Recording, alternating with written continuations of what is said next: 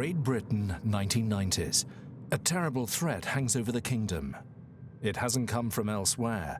It is already in action in a parallel universe, that of the wizards. A powerful black wizard, he who must not be named for fear of dire consequences, is plotting to rule the world and subject it to a reign of terror.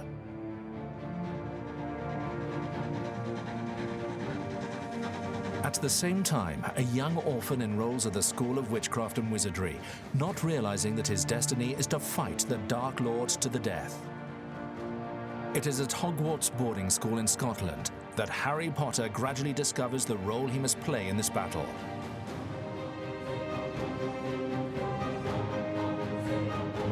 Helped by his friends Ron and Hermione, the young wizard must confront the army of darkness, made up of Death Eaters and Dementors from the terrifying island prison of Azkaban.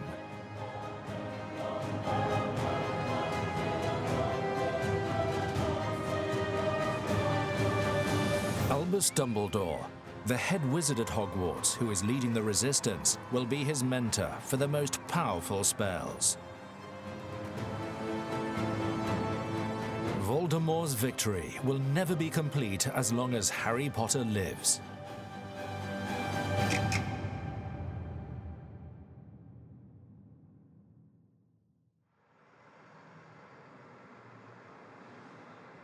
The real story of Harry Potter begins in Edinburgh. Scotland's fantastic and mysterious capital is a UNESCO-designated city of literature and has already inspired numerous authors. The start of 1994, J.K. Rowling, who was unknown to the general public at the time, was a regular visitor to a tea room in the Old Town. This was where she wrote the first volume of this fantasy saga, which was to become a worldwide phenomenon of children's literature and cinema.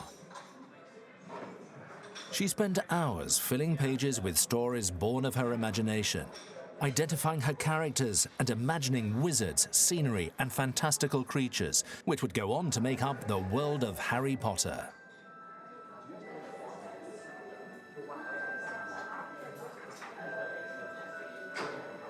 For her fans from around the world, this cafe is the starting point for a pilgrimage through this fantasy series.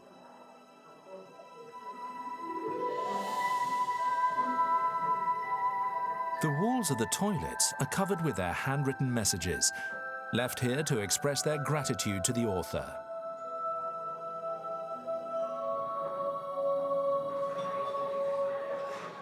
From the cafe window, the writer could cast her eyes over Castle Rock, which towers above the Old Town, medieval in its origins. The old centre of Edinburgh is a maze of alleys and dark courtyards. Its dramatic architecture reflects its troubled past.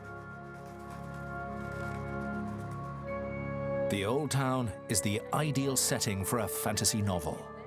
They would go out into the streets of Edinburgh. They would look for prostitutes, homeless, travellers, anyone they didn't think people would notice if they went missing. They would get them blind drunk before very kindly offering them a bed in their house for the night. Upon getting them back to their house, Burke would sit on their stomach and Hare would shove his fingers down their throat, forcing them to throw up before choking to death on their own sick. The reason they use this method is... Edinburgh abounds in sordid stories, bloody anecdotes and mysterious legends, each one more real than the last. The author of Harry Potter enjoyed wandering here in the old graveyard of Greyfriars Church, the most famous graveyard in the whole of Scotland. It was here, with its very special atmosphere, where J.K. Rowling took the name Tom Riddle, who soon became known as Lord Voldemort.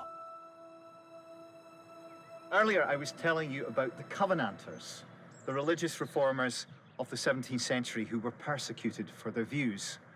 After they were defeated in battle, some of the very zealous Covenanters were defeated in 1679. 1,200 of them were brought to Edinburgh as prisoners. Now, there were too many to keep them in the castle, so they were actually held in a temporary prison that was set up in a field to the south of Greyfriars. Essentially, it was a concentration camp. And hundreds of them went on to die. They were sentenced to death by a man called George MacKenzie. known as Bloody MacKenzie because of his zeal for As night falls, mysterious silhouettes dance around this graveyard, and costumed storytellers recount sinister tales which still resonate in the Scottish capital.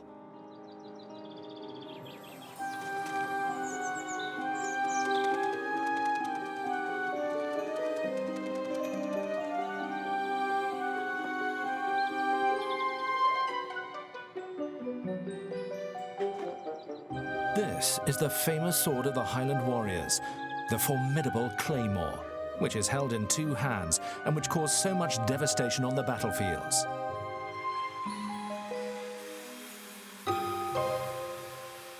In a small workshop in Edinburgh, a fencing master reproduces faithful replicas of swords used by legendary Scottish figures, such as Robert the Bruce, crowned King of Scotland in 1306, or Rob Roy MacGregor, a famous outlaw and popular hero from the start of the 18th century. For over 20 years, Paul MacDonald has been producing these completely authentic weapons. The swords that come out of his workshop are not toys or decorative objects to be hung on the wall. At this time, you would only have carried a sword if it was part of your profession. Swords in the 14th century were not carried by civilians on the street. They were really just at this time carried by soldiers, men-at-arms, engaged in warfare and conflict. A little bit more fooling just on this one. It's good for next stage. This type of sword is of a size that's designed to be used with one hand first. The grip is large enough that you can also have a second hand on the sword for stronger blows, stronger cuts, stronger defense, but it's mostly designed to be used in one hand. But the blade is long enough and also has enough weight. It's really, I would say, ideal for a cavalry sword. So I think this sword is a good example of a medieval cavalry sword. It could deliver very strong cuts from horseback, and a good cut with an edge like this against flesh and bone, it's more than a scratch. It's you could remove a hand, an arm, a leg, a head cleanly with a single cut from a sword like this.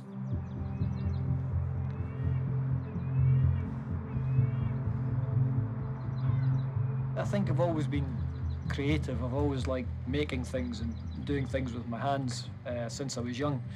But I never really had an outlet for that until coming to Edinburgh. Double round. Defend yourself from a sword is either done by the art of not being there, moving quickly enough. You can defend very strongly against strong cuts very easily. Angle the blade slightly more. Up. Oh, yes. Measure. Again. On the hills overlooking Edinburgh, Paul MacDonald practices the art of fencing. Over the centuries, the Scottish capital has seen many a warrior cross swords, and in her saga, J.K. Rowling makes the sword the weapon of choice for eliminating evil forces.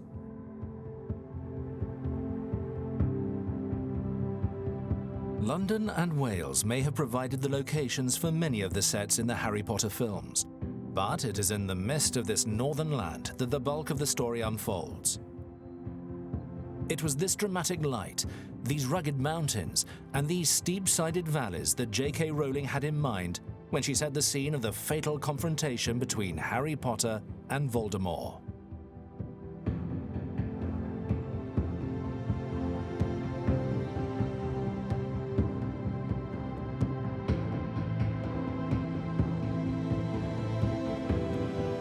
A number of scenes were set in the west of Scotland, in the region of Glenfinnan.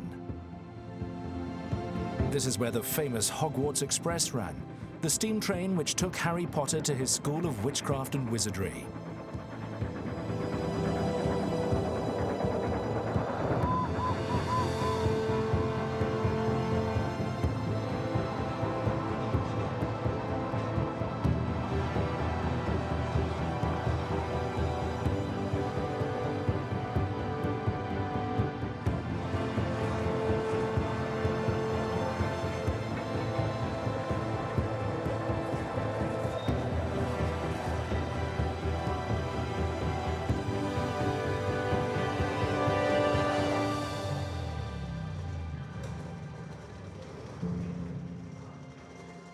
Every morning from the month of May onwards, the Harry Potter train runs a daily service between Fort William and the small town of Malag.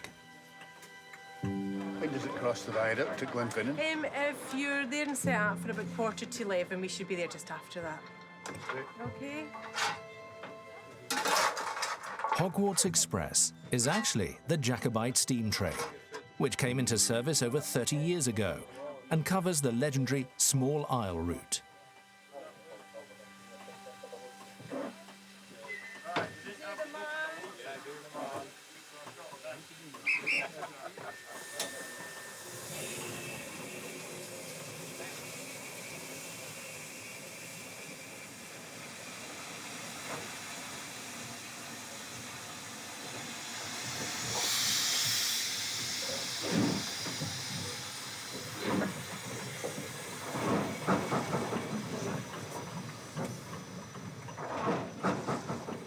Well, good morning, ladies and gentlemen. My name is Florence, and I'm your guard today.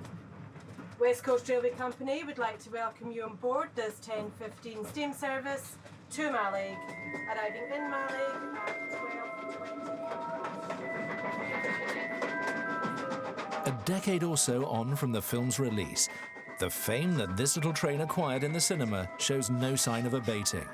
Wizards, young and old, come here to fulfill a dream.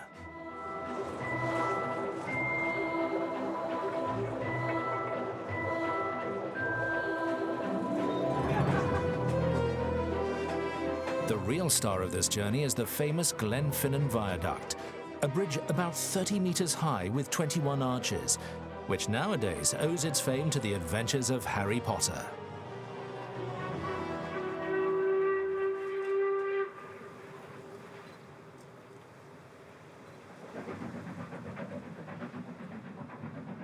But there is more to Glenfinnan than this architectural masterpiece. There is also a loch, some mountains, and the home of Ian McFarlane, a forester and musician. There's nobody lives down this loch for this side for the best part of 15 miles. There's no roads, it's wilderness, complete wilderness. And when I was young, this was all sheep farming. Everywhere you see thousands of sheep, probably 3,000 sheep here, another 2.5 down there. It's an honour really to be able to grow up and live and work in somewhere like this. It's not something you take for granted. You feel it. You feel how lucky you are, to live here. So we always say around here, we get so much rain that one day like this is worth 6 months of rain. And that keeps us here.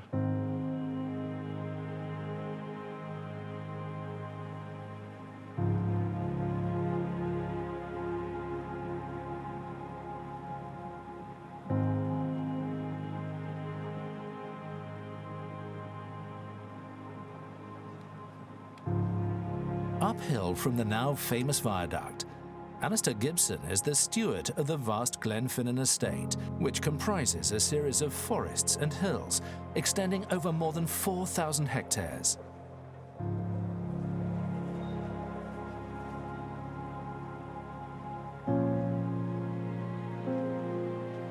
From October onwards, Alistair spends nearly every day climbing the surrounding peaks in search of the monarch of the glen, the red deer stag.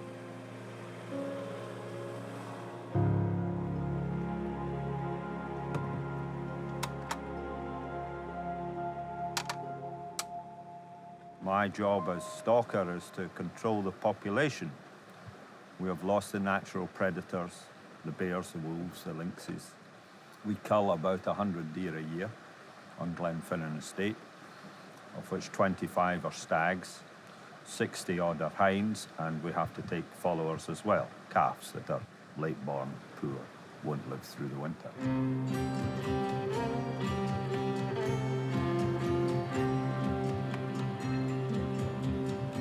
What you see around you here, the grass, the heather, it would become poor, overgrazed, and you would have peaks and troughs in the population level, because if we didn't control them, the population would rise and rise until there wasn't enough food, and then it would crash. The wild Scottish red deer stag lives in a herd and positions itself on the peaks to get a better view so that it can protect its females. The stag is very keen and very active for 3 weeks. He is strong and looking after a harem, a group of ladies. There could be 15, 20 ladies he's looking after, and he keeps them together, and he mates with them when he can.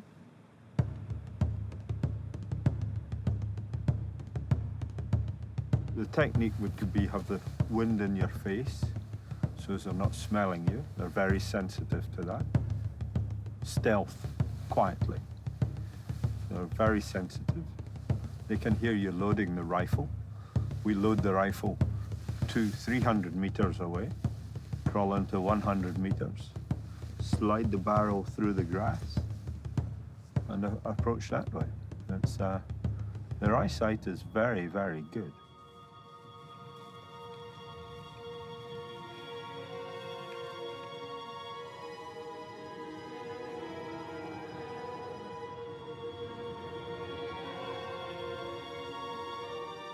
I think an icon of the Highlands, you would have the red stag, and maybe an eagle would be iconic of the Highlands. And we're very proud of our stags. They are not massive stags that you find on the woods.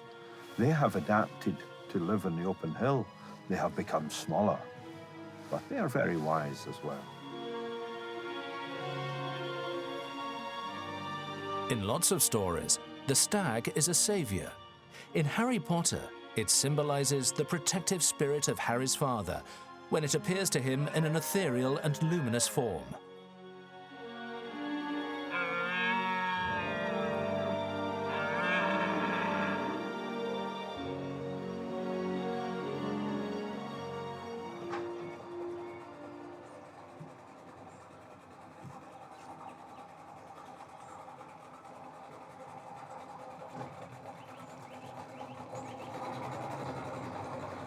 Downhill from the viaduct, Ian McFarlane likes to go out on his boat on Loch Shiel, a freshwater lake 25 kilometers long, surrounded by mountains, peat bogs, and ancient pastures. Going back in history, it's probably not the remote bare hills that you see now.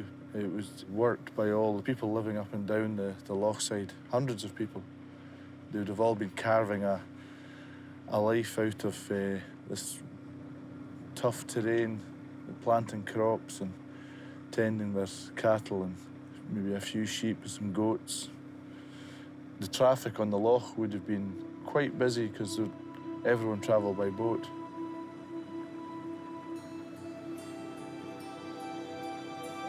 For centuries, Loch Shiel was of strategic importance as a transport route through the mountains.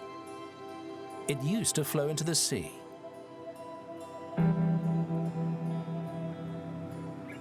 This vast loch features in all the films in the Harry Potter series. It is here that part of the second task of the Tri-Wizard tournament was filmed.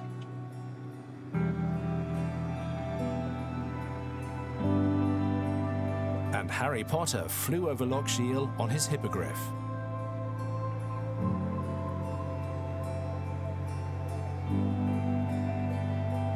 Halfway across, on the biggest island on the lake, lie the ruins of a very old chapel, which would have been the dwelling place of a saint.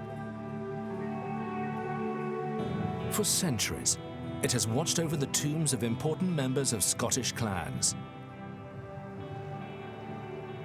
It's not just a monument, it's still an active graveyard, and there's still local families are buried here, mostly from the Harachel and the Struntian area. You see new graves as well as ancient graves here. And I believe there's thousands and thousands of people buried here, and they've been layered and layered over the centuries. Traditionally, the loch is the border between Northern Gael and Moidart on the other side, and the burial isle itself was on the Moidart side Catholic, and so the Catholic graves are on the northwest side of the island, and on the southwest you had the people from Argyllshire who were predominantly Episcopalian and Church of Scotland. So the two, so they all lie in peace together, which is quite nice. On the edge of the lake is a 300-year-old manor house. Ian McFarlane has lived here all his life.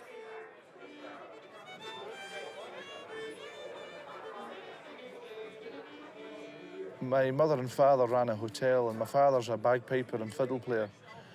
And a lot of his friends would come in and play music. And I have very, very early images of these wonderful-looking people, old people, having great fun, sitting together, sharing tunes, stories, and songs. And I just always thought from a very young age, I just want to be sitting in there, be part of that.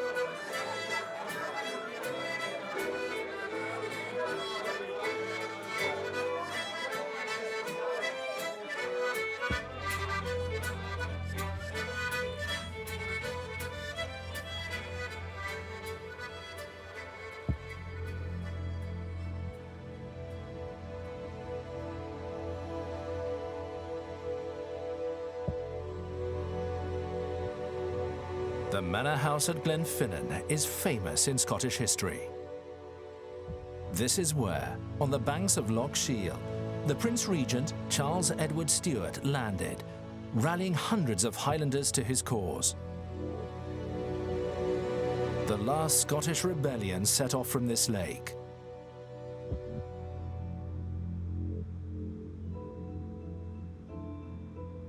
In the Harry Potter series, this lake was also the setting for Hogwarts, the famous school of witchcraft and wizardry.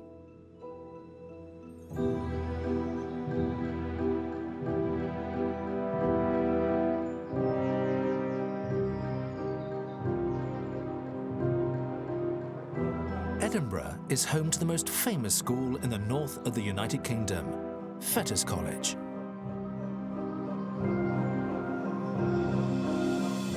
Founded in 1870, Fettes College was originally a boarding school for orphans and poor children. Today, the Gothic-style castle, inspired by the chateaux on the Loire, welcomes young pupils from the world over. 800 pupils attend the school from primary level to the end of secondary level. This is where ex-Prime Minister Tony Blair went to school. Hogwarts Castle would not exist had it not come from the imagination of the author of Harry Potter. But J.K. Rowling was partly inspired by this famous boarding school when she set the scene for her school of witchcraft and wizardry.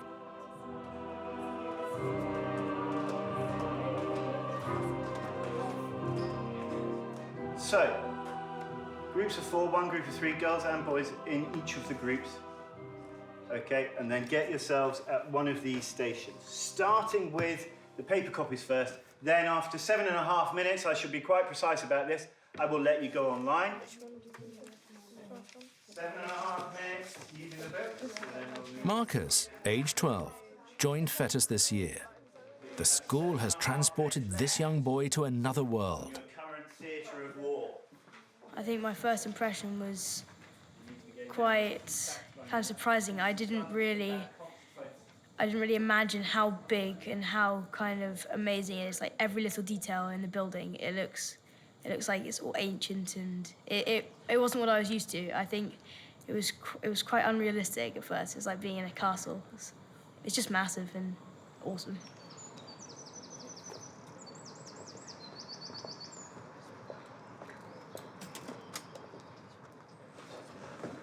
Okay, Marcel, you can start doing a few notes. So from Theo, Hamish, Tom, Marcus, Ross, David, Thomas, Rio, Finn. Just like in the School of Witchcraft and Wizardry, where the pupils belong to different houses, Fettes has 9 houses spread out around the main building.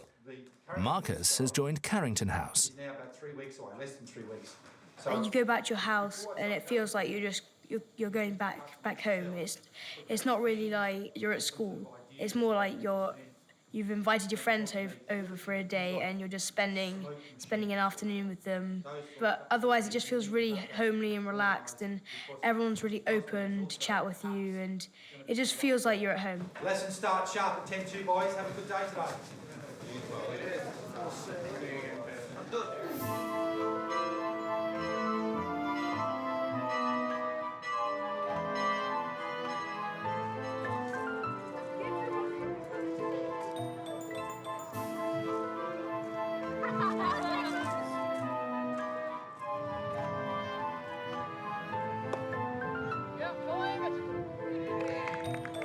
Ancient Greek, Modern Greek, Latin, Mandarin, physics, biology, visual arts and sports. Fettes College aims for excellence.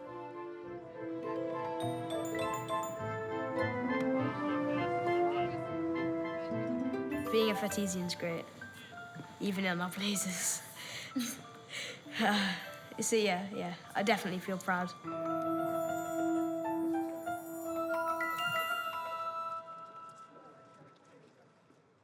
So long ago, before you, before me, before your great-grandmother and your great-great-grandfather, there were no people. There were only animals, there were only trees. And on the winter of these years, there was a small robin. Now, he was blown from his flight to the ground and injured his wing. A robin cannot fly on an injured wing. So he approached a local group of trees for shelter, for food, only until the spring months came again. Oh, oak, please, can you give me shelter? Please, can you give me food? Just until I'm better to fly away. However, the oak was slumbering in these winter months and could not answer.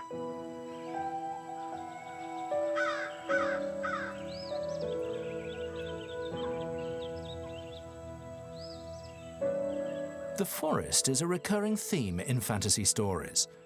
Forests are generally home to all sorts of strange and wild creatures, each more dangerous than the next. In the depths of night, the woods are not a reassuring place to be. In the Highlands in autumn, there is a place which is transformed at dusk. The enchanted Fuscally Forest offers an illuminated nocturnal stroll like you've never seen before.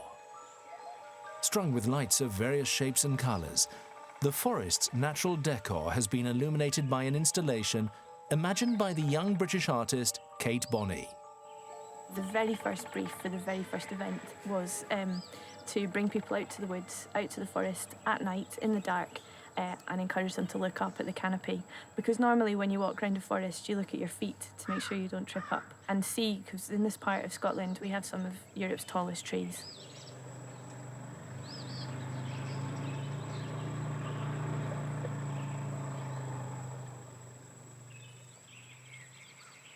Created about 15 years ago, this sound and light installation set over 66 hectares of forest has acquired a big reputation. All the income generated goes to charity.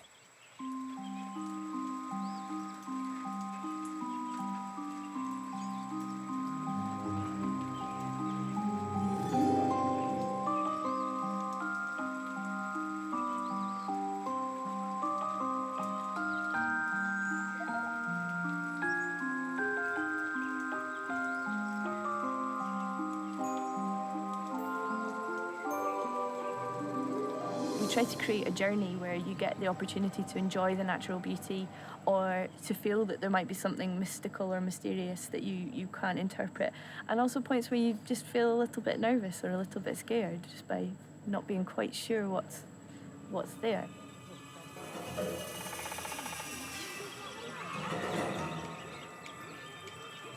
In the autumn for a month, the enchanted Fascally Forest receives more than 55,000 visitors of all ages from countries all over the world.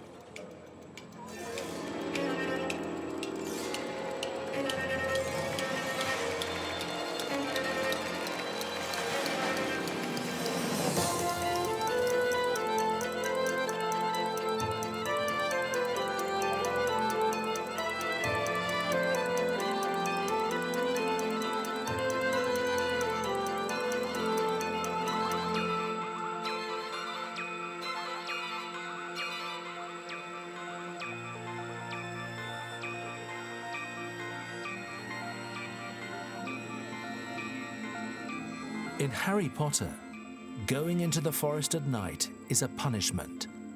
Those who venture there may never return.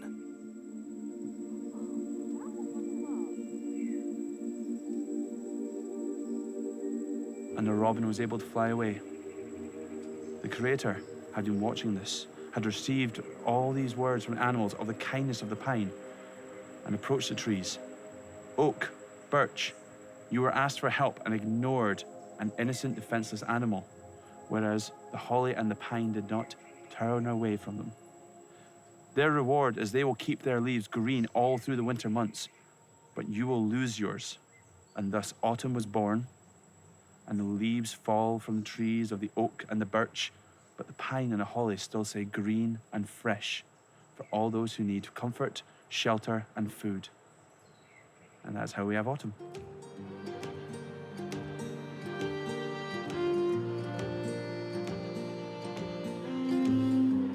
In the series of films about the young wizard, there is one recurring, easily identifiable setting, Loch Shiel, with its little wooded island situated at the tip of the lake.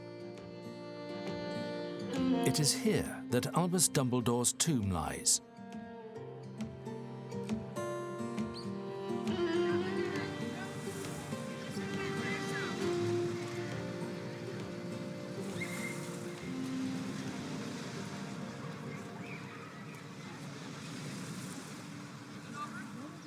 On the east coast of Scotland, opposite the small seaside town of North Berwick, lies the uninhabited island of Bass Rock. For centuries, this Scottish island had a terrible reputation.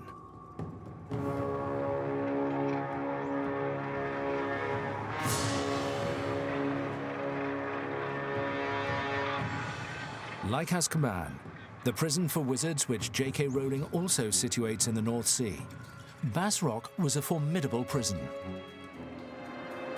In the 15th century, King James I of Scotland consigned his political opponents to a life sentence there.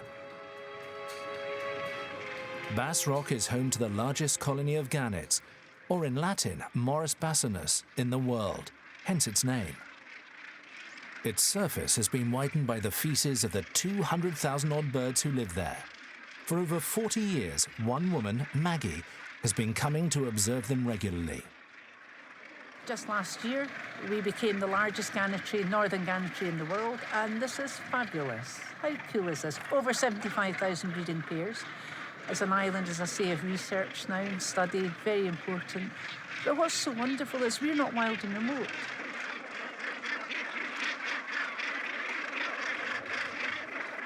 The gannets arrived back here as early as March, well, as early as January. They're territorial, they're very territorial, so they fight for their territories. And you can see, even now, although the breeding season is over, the chicks have left, most of the chicks have left, the gannets are staying, and that's because the territory is the most important thing to the gannet.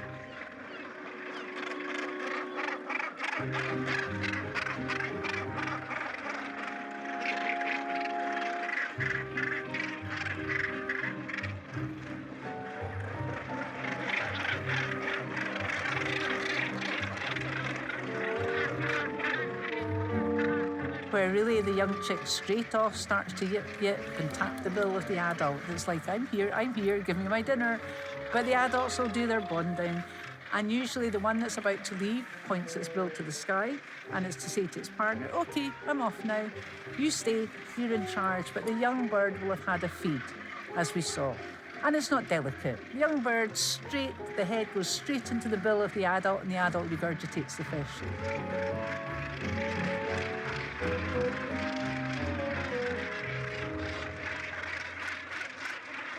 The rock is not only for the gannets, it was a prison, it was a fortress, it was a place of religious retreat, and this was a dreadful place to be imprisoned. As you walk through the cells, the footsteps we've walked in today, many a prisoner has gone to his death here. Conditions were such that it was cold. Food was scarce. You relied on family to bring you food. The cells were small. They did have fires in them, but they were smoky, so you had really no windows in them, and it was dreadful conditions. Some of the prisoners along here at Tintagel Castle, and they would hang them in front of the prisoners here, just to say, this is what is happening to your friends on the mainland. Give up your cause, give up your fight about religion.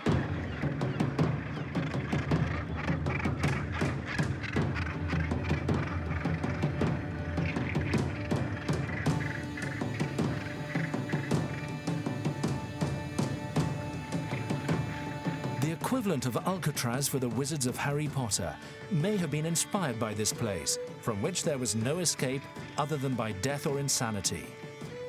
The prison fortress was partly destroyed in the 19th century, and all that remains is this unique site, which has become a sanctuary for thousands of birds.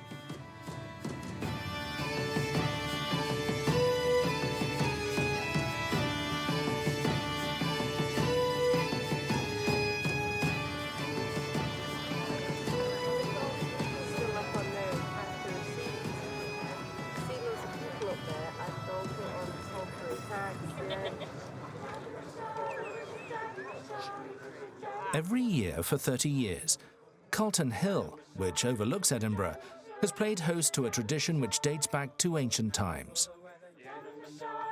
The Beltane Fire Festival is an intense and colourful pagan festival which celebrates the arrival of summer with the help of numerous fires, drums and costumes. Beltane originally is one of the Celtic quarter-day festivals celebrated by ancient Celtic peoples in the Iron Age. Here in this area, there were many Iron Age hill forts, Celtic people living on the hill behind me on the back of Salisbury Crags on Arthur's Seat.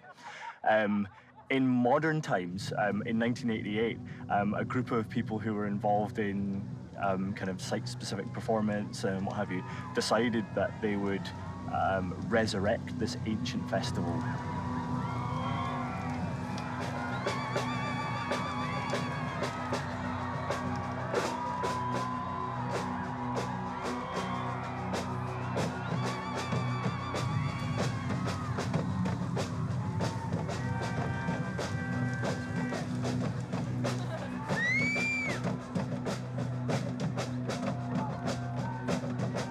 The May Queen is the star of the festival. She leads a long procession to celebrate the increasing light and strength of the sun. It marks the return of fine summer's days and the fertility of humans and the land.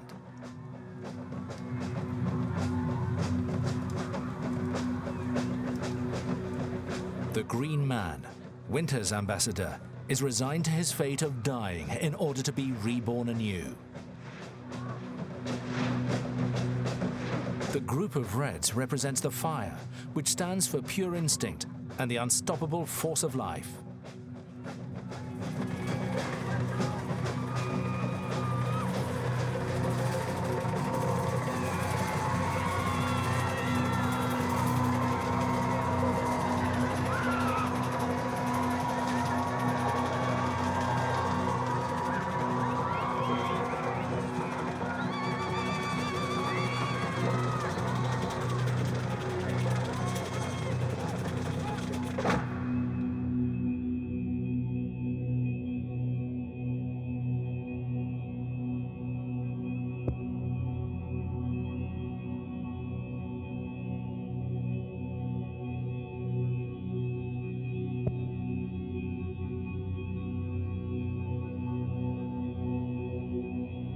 In ancient communities, fire was an essential element of life.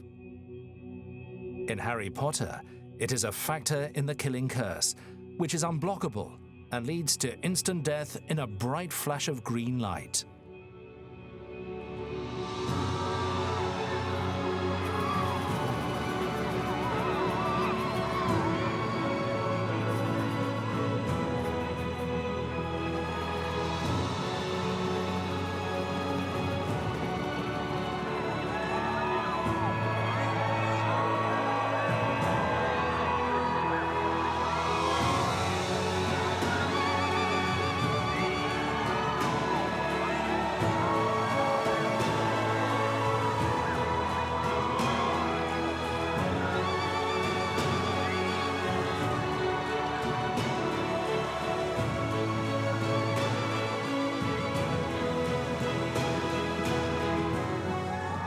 With 300 volunteers and over 10,000 spectators, the Beltane Fire Festival is one of a kind.